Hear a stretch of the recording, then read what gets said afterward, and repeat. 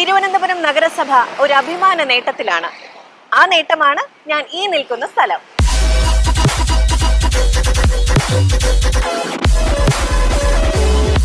ഇതാണ് സ്മാർട്ട് റോഡുകൾ.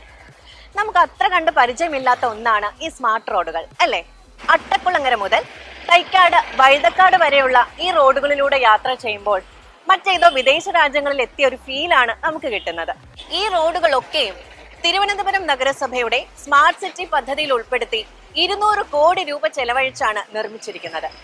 സ്മാർട്ട് സിറ്റിയും കേരള റോഡ് ഫണ്ട് ബോർഡും ചേർന്നാണ് ഇതിന്റെ നിർമ്മാണം ഏറ്റെടുത്ത് പൂർത്തീകരിച്ചിട്ടുള്ളത്.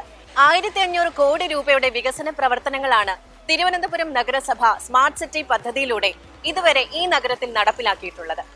അവയിൽ ഏറ്റവും ശ്രദ്ധേയമാണ് ഈ സ്മാർട്ട് റോഡുകൾ.